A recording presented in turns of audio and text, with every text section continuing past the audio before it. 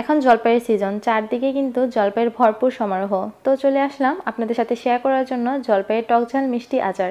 আশা করছি আপনাদের কাছেও ভালো লাগবে। আর ভালো লাগলে অবশ্যই আমার চ্যানেলটি সাবস্ক্রাইব করে রাখবেন আর আমার ফেসবুক পেজটিকে ফলো করে রাখবেন। তো চলুন দেখে নিই এখন জলপাইয়ের আচার তৈরি করার জন্য প্রথমে নিয়ে নিয়েছি এখানে 2 কেজি পরিমাণ জলপাই। এই জলপাইগুলোকে বাজার থেকে আনার সাথে সাথে আমি ভালো করে ধুয়ে রেখেছি। এখন আমি চুলায় হাই হিটে বসিয়ে দিচ্ছি পরিমাণ মতন পানি দিয়ে।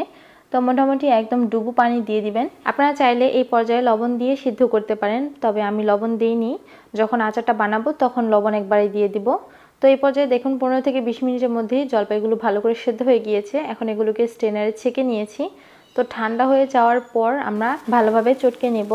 এখন 2 কেজি জলপাইয়ের জন্য 3 টেবিল চামচ পরিমাণ পাঁচফোড়ন নিয়ে নিচ্ছি। তো মোটামুটি 3 থেকে 4 মিনিটের মতন পাঁচফোড়ন মশলাটাকে এভাবে তেলে নিতে হবে।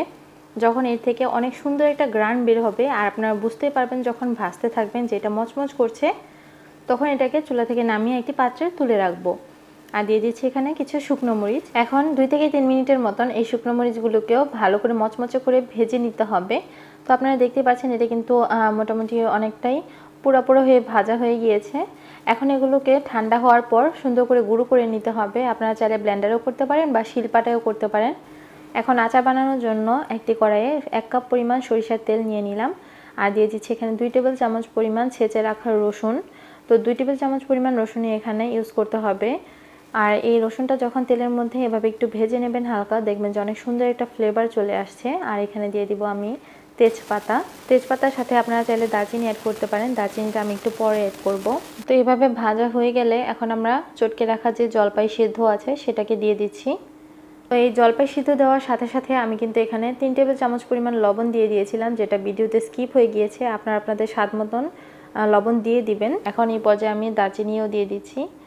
তো এভাবে ভালো করে তেলের সাথে জলপাইটা যখন মাখানো হয়ে যাবে তখন এখানে গুড় দিয়ে দিতে হবে। তো এখানে 4 কাপ পরিমাণ গুড় দিয়ে দিচ্ছি। আমার স্বাদ অনুযায়ী আমি গুড় দিয়েছি, আপনারা চাইলে আপনাদের স্বাদ মতন দিয়ে নেবেন। আমার কাছে আচারটা মিষ্টি মিষ্টি ভালো লাগে। তো এখানে আমি আখের গুড়টা ব্যবহার করছি, আপনারা চাইলে কিন্তু খেজুরের গুঁড়ও দিতে পারেন বা চিনি দিয়েও করতে পারেন, সেটা আপনাদের পছন্দ মতন। তো আমি সবসময় আর কি আচারগুলো আখের গুড় দিয়ে করতে পছন্দ করি।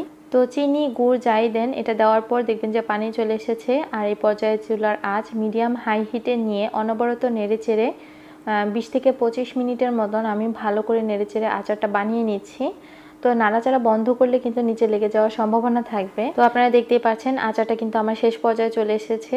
এখন আমি পাঁচফোড়নের যে গুঁড়ো করে রেখেছিলাম সেটা দিয়ে দিচ্ছি। পাঁচফোড়নটা কিন্তু মোটামুটি এরকম আধা ভাঙা করে নেবেন, এটাকে কিন্তু একদম গুঁড়ো করে নেবেন না। এভাবে একদম সুন্দর করে শুকিয়ে আসলে আপনারা চুলা থেকে নামিয়ে নেবেন। আর আপনারা বুঝতে পারছেন যে এটা মোটামুটি অনেকটাই কিন্তু একদম আঠালো হয়ে গিয়েছে। এই আচারটা কিন্তু আপনারা সারা বছর সংরক্ষণ করে খেতে পারবেন। অনেকেই বলেন যে আচার রোদে শুকানো না দিলে তাহলে সারা বছর থাকে না, কিন্তু এই আচারটা রোদে শুকানোর কোনো দরকার নেই। আপনারা চাইলে নর্মাল ফ্রিজে আপনারা সারা বছর রেখে খেতে পারবেন, যে কোনো এয়ারটাইট প্লাস্টিকের বক্স বা কাচের বয়ামে করে রেখে খেতে পারবেন। তো আশা করছি আমার রেসিপি ভালো লেগেছে। সবাই ভালো থাকবেন। আল্লাহ হাফেজ।